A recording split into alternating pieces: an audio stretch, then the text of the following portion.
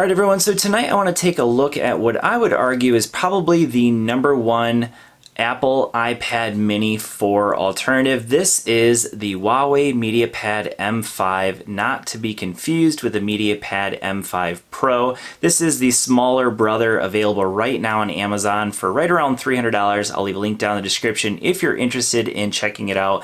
This thing is an absolute media beast, and I'm going to give you 4 reasons why I think this thing is an absolute media beast coming up. Alright, so before I get into the 4 reasons why I think this is an absolutely fantastic media consuming device, let's just go ahead and take a look around it. So first thing you'll notice is some Huawei branding up there on the top left. We have our f2.2 aperture 8-megapixel selfie camera up there on the front, 8.4-inch display. That is a 2K display at 2560 by 1600 IPS LCD display. And down here at the bottom we have a fingerprint sensor, so we'll go ahead and turn the device off. So there is a power button over here, and we're going to go ahead and use the fingerprint sensor real fast, and you can see that basically I can just set my finger on it real fast and it's going to pop right up. So just like other Huawei devices, the fingerprint sensor on the MediaPad M5 is just as fast as the phones. Now on the back we have our aluminum backing, we have our 16 megapixel camera, also f2.2 aperture, same as what you get on the front. We have some antenna bands, but mostly it's pretty plain on the back. We have our Huawei branding and also some Harman Kardon branding as well.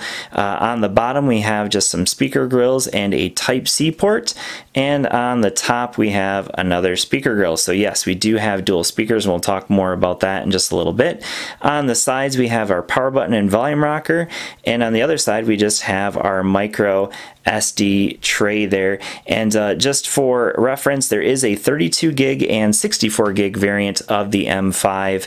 This happens to be the 64 gig version, and you can of course expand that via micro SD. Alright, so now that we've had a chance to look around the device, let's go ahead and talk about reason #1 why I think this is a fantastic media consumption device. So reason #1 is the performance. So just to put this into perspective, this is actually rocking an older processor. It's the high silicon Kirin 960. So that is 2017's processor from Huawei for its flagship devices.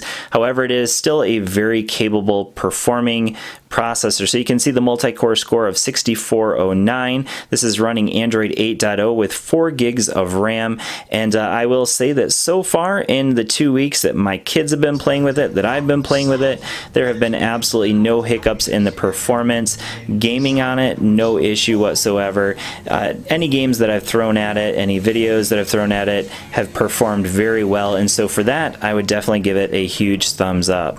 Alright, so reason #2 that I would recommend picking this up as your next media consuming device is the thing that we're looking at right now. It is this display. So we have, again, an 8.4-inch display. It is 2K resolution, 2560 by 1600 pixels. That is roughly around a 350 pixel per inch density, and I gotta say it looks absolutely stunning. Now they say it's an IPS display, so I gotta take them at their word. However, it does really, to me, look almost like an AMOLED display. Now part of the reason for that is because there is a tweak within the settings to be able to adjust it to what they call vivid colors, and in that case it looks very much like a Super AMOLED display from Samsung, which is reason #2 I would definitely recommend picking this thing up. Alright, so reason #3 to consider the MediaPad M5 as your next media consuming device is the speakers. So these are tuned by Harman Kardon, as you can see right over here. They are high resolution audio speakers, and we have them down here at the bottom and also up here at the top. So they're not front firing speakers, so that maybe is just a slight negative, but they are still very good, and because they're at both the top and the bottom, you get almost like a surround sound 360 sound to it. So let's go ahead and take a listen to them, and I'll let you kind of judge them for yourselves. Now, keep in mind that the microphone is actually facing me, and that this is about 80% volume, so just kind of keep that in mind.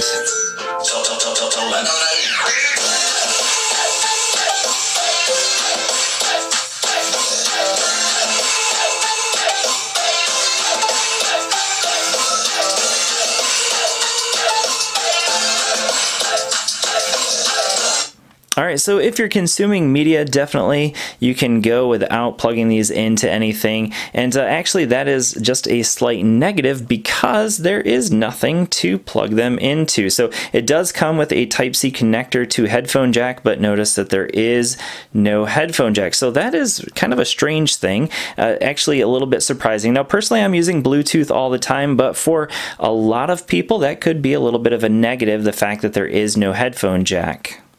Alright, so reason number 4 to consider the M5 as your next tablet is the battery life. So you can see here, this is just a little anecdotal example, but so far I'm at 4 hours and 41 minutes of screen on time with 34% it looks like battery life left.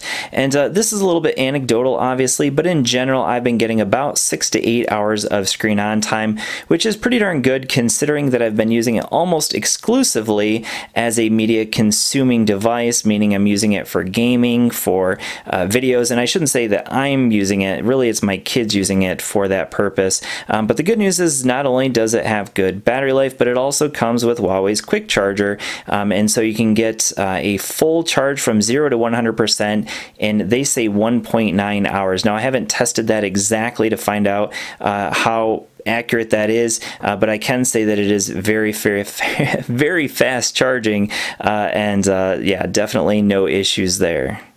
Alright, so far in this video I've bragged a lot about the M5 and talked about how great it is. However, obviously it's not a perfect device, and so let's go ahead and talk about two of the things that I think maybe are weaknesses for the M5. Number one is the case of the missing headphone jack. So for some people that could be a major issue, and to be completely honest with you, this is the very first tablet that I've ever had that does not have a headphone jack. So kind of an interesting choice by Huawei to not include that. Now personally, for me, I'm using Bluetooth about 95% of the time I'm listening to music or podcasts or whatever, so it's not a huge issue for me, but for some people that is definitely a deal breaker, and it is certainly missing that headphone jack. So that's reason number one. Reason number two that maybe you might not want to consider this, or maybe just a slight negative of this device, is the camera. So again, we have an 8 megapixel camera on the front, 16 megapixel camera on the rear. For me personally, I'm not going to be using a tablet really for the cameras, but you know, let's say that you're sitting there and your kids are being cute or something funny is happening and you want to catch a really good pic. The M5 will do some decent pictures, but certainly not amazing. So there's just a few samples. Notice here the blue background. Well, this should be a blue sky. It's actually very white in this picture. That's because of the lack of dynamic range on the selfie camera. But again, this is just a it's a tablet. It's not a cell phone. It's not what you're going to be carrying with you day to day all the time. So they are certainly reasonably good pictures, just certainly not the most amazing picture quality you're going to get, and that's to be expected for a tablet that's only $300 with some pretty decent specs.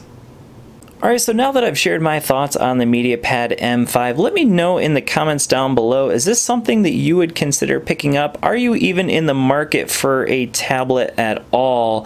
Let me know down in the comments below. Thanks for watching, and I will see you all in the next video. Peace.